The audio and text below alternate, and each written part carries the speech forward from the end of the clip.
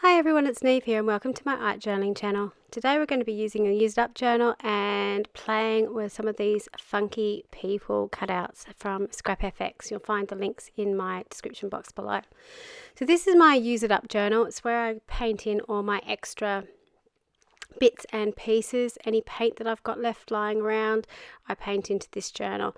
And I use it all the time basically. So I have just painted over the top with the lime green because I already had this blue on the page, and I had this idea that I could rub off through the stencil, do the redactive stencil or ghosting stencil technique and get a really cool print in the background. And because I had some paint left on my stencil, I put it further in my book again. So that's kind of how I use my use it up journal. If I've got anything left over, I'll just stamp it in. So I decided on this page, because I had the reds and oranges on the page next to it, I wanted to sort of have a companion piece that was the same but different. So I decided to go blue greens on this page, and again just playing around with different coloured inks in similar tones. So the stamp that I've got there is a foam stamp from Flutterby Designs, and just using it to make some pretty patterns on the page. I really loved how the writing went in the background, but it's funny, in the end I actually end up covering it all up, so it's just weird how things go. This is another foam stamp from Flutterby Designs. I didn't use the greatest ink. I need to re-ink my stamp, so I ended up getting my paint pen out and redrawing over the top of it. So if something goes wrong on your page, you can always fix it. Paint pens are really great for doing things like this, and you know, if you're not great at drawing things, well, that's why stamps are there. So you can always draw out around them and add to them, just like I'm doing here. You know, you can make them as interesting as you want just by adding a little bit of extra detail onto them. And by detail, like I'm just going in and colouring in some lines. So it can be really complicated or it can be really simple. So again, just sort of turning it around. The great thing about paint pens is it's acrylic paint in a pen form. So once it's dry, it is permanent. You do need to leave it to dry a little bit though. It does dry within minutes. But, you know, just be aware. That's why I turned my page around, because I didn't want to put my hand in it, because I do that quite regularly. So once I'd finished that, I sort of needed to work out what I was going to do next. I knew I wanted to use these figures on the page. These are the new funky figures from ScrapFX. They're these fabulous figures drawn by the very talented Michelle Logan. Who's a fabulous Australian artist, and they're all her quirky little drawings, but they're also her fabulous collages in the background as well. And Michelle loves using sort of bright colours and lots of abstract pattern mark making and stuff in her backgrounds, which I love doing in mine as well. So it's yeah, as soon as these arrived in my hot little hands, I just had to use them on absolutely everything. So you can see them on the page next door. I've done another 2 pages. They're just everywhere in my journals at the moment.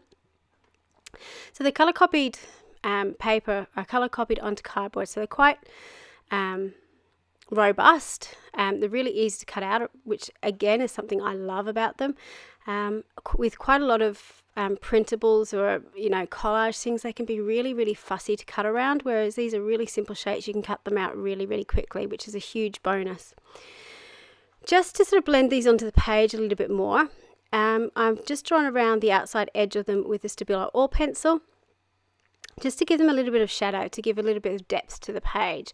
And it just helps everything sort of pop out from the background, which I really love, and it gives you that sense of layering. So you can see quite clearly that that figure in the front is before the other figure.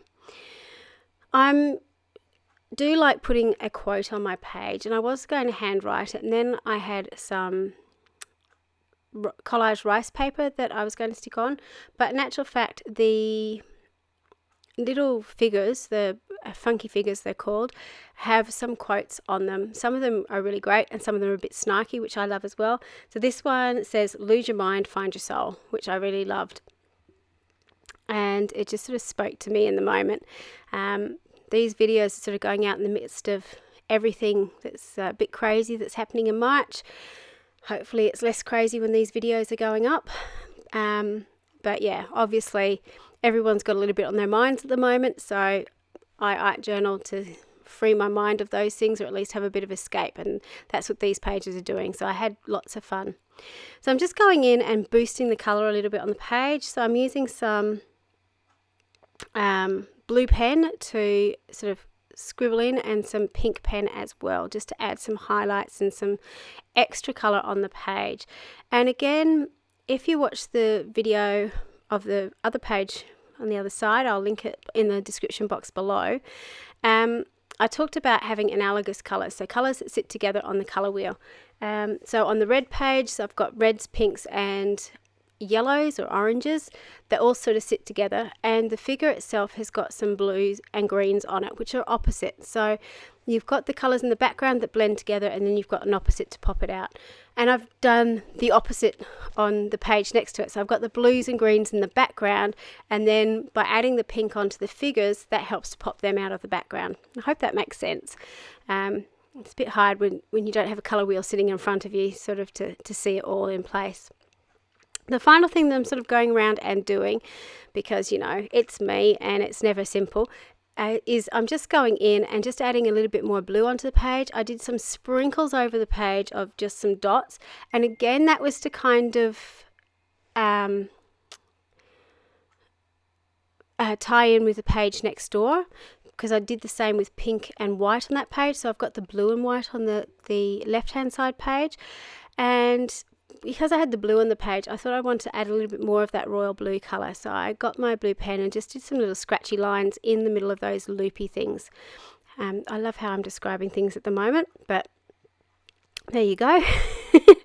Then I'm adding in a little bit of extra white as well. So just really simple mark making. Nothing on this page is complicated. It's just lines and dots. So you can be as complicated or as simple as you'd like. The only thing I would say is kind of plan it out beforehand. I put my sprinkly dots across this page and then wanted to put lines on it. So I actually had to go back and redo the sprinkly dots over the top because I've kind of drawn over them. So sometimes planning does help. As you can see in my work, I don't necessarily plan all the time, I just do. So here is a close-up of the page and of its neighbour page with Michelle's beautiful figures. So again, if you wanted to find out more about these figures, check out the description box below, and there's a link to ScrapFX. If you want to find out more videos for ScrapFX, hit on the videos on the side, and if you would like to follow my channel, please hit like and subscribe, and you will get lots more information about what we do over here. Until next time, bye for now.